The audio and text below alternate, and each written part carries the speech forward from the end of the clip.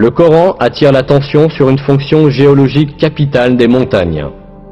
Et nous avons placé dans la terre des montagnes fermes, afin qu'elles ne s'ébranlent pas avec eux.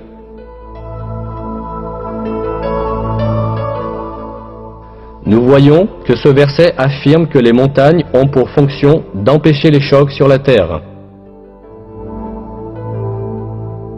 Ce fait n'était connu de personne à l'époque où le Coran a été révélé.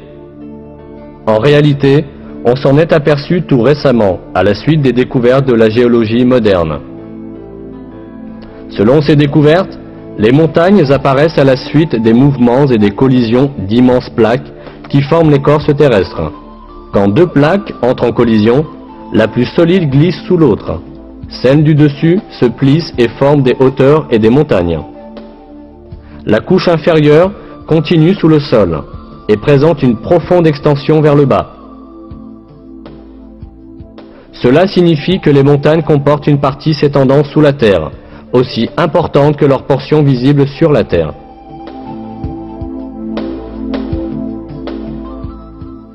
Dans un texte scientifique, la structure des montagnes est décrite comme suit. Là où les continents sont les plus épais, comme dans les chaînes montagneuses, l'écorce s'enfonce plus profondément dans le manteau. Dans un verset, ce rôle des montagnes est indiqué à travers une comparaison à des piquets. N'avons-nous pas placé la terre comme un lit et les montagnes comme des piquets?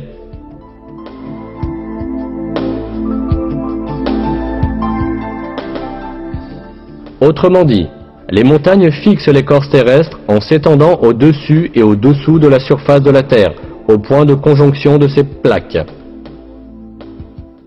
De cette façon, elles maintiennent l'écorce terrestre et l'empêchent de dériver sur la couche de magma ou parmi ces plaques. En résumé, on peut comparer les montagnes à des clous qui maintiennent ensemble des morceaux de bois. Ce rôle vital des montagnes découvert par la géologie et la recherche sismique moderne a été révélé dans le Coran voici des siècles, comme un exemple de la sagesse infinie de la création divine.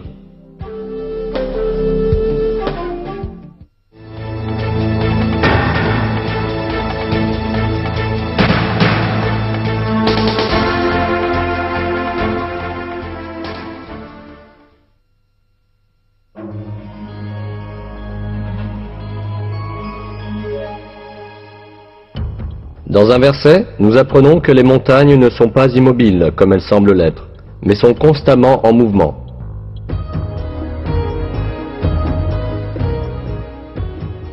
Et tu verras les montagnes que tu croyais figées passer comme des nuages. Telle est l'œuvre de Dieu qui a réalisé toutes choses à la perfection.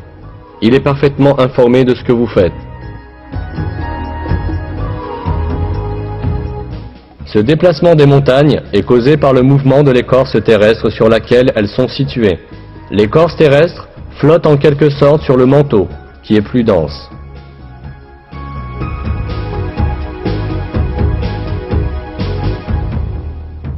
C'est au début du XXe siècle que pour la première fois, un savant allemand du nom d'Alfred Wegener a avancé l'hypothèse que les continents de la Terre avaient formé un seul bloc dans les phases initiales du monde, puis avaient dérivé dans différentes directions et s'étaient ainsi séparés en s'écartant les uns des autres.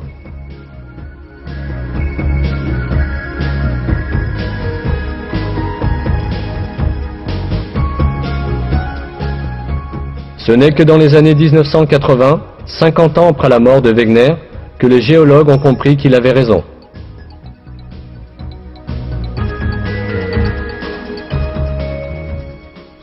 Découvert grâce aux recherches géologiques effectuées au début du XXe siècle, ce mouvement de l'écorce terrestre est expliqué par les scientifiques comme suit.